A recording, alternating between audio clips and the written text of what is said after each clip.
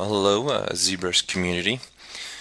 I wanted to make a video on a feature that's been very beneficial for me for workflow, speed, being able to create certain polygroups and group split them and things like that. So there's a new control which is in your tool palette, and it's under visibility. Okay, so we have some options with grow selection, shrink, and an outer ring. So what I just did here is I took the demo soldier, which is normally 11 subtools, okay, and I merged him just by simply going in the merge here of subtools, merge visible. So now I have a merged mesh. I've also went ahead and I grouped the visible, the whole mesh, so now we have a mesh with one poly group. Now obviously Subtools is extremely beneficial, and the things you'll run into with certain projects is, oh no, I need to make these two shells separate meshes.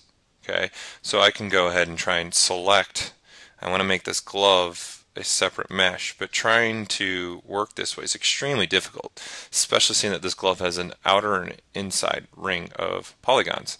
So you can go to lasso and try that as well, and it's very time consuming. So the new grow and shrink process is great. I'm just going to select two faces, and then I'm just going to grow out my selection now. So you can see that the grow selection is based on shell of geometry. So now I have this glove completely shown, and I can group visible. So I use the shortcut there.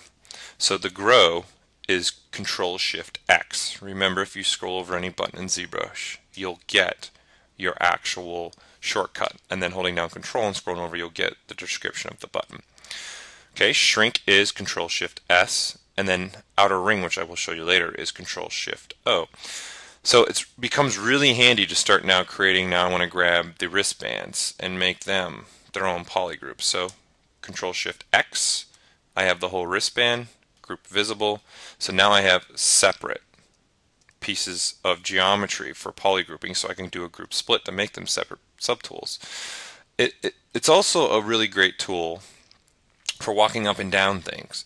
So here I want to walk up the arm and then down the arm. So I'm just going to select here, and now I can start walking up my arm, okay, and then I can shrink down my arm. So again, I'm using the shortcuts, Control-Shift-X to walk up, Control-Shift-S to walk down. And then of course you have your shortcuts here. Now what does outer ring do? Well, outer ring lets you, if I have these selected, okay, now that I have an outer ring on both sides as well, once I click outer ring, okay, I'm going to only get the faces that are open on the other side. So what do I mean by that? If you notice, there's no other faces here, there's no other faces here, after these. So that means I'm going to get these faces selected, these, and so forth. So that's what I get. So it becomes very handy for me able to now, if I run into any issues like, oh no, I need to separate these boots because I need to get more geometry in them, I want to make them separate subtools. Well, now I could just select a couple faces, and then I can just grow out my selection, select the whole boot, which I now have the whole boot selected, and then group visible, and now I have separate polygroup for my boots. This is also a great way, as you see, to be able to make different polygroups per boot. So very beneficial, very easy. So this will definitely speed up some workflow for you, being able to create subtools, and then also being able to, just as you're working sculpting, be able to grow selections and shrink selections on your head. You want to shrink down the body. So very beneficial, and I hope you guys find many more advantages to use it within your workflow.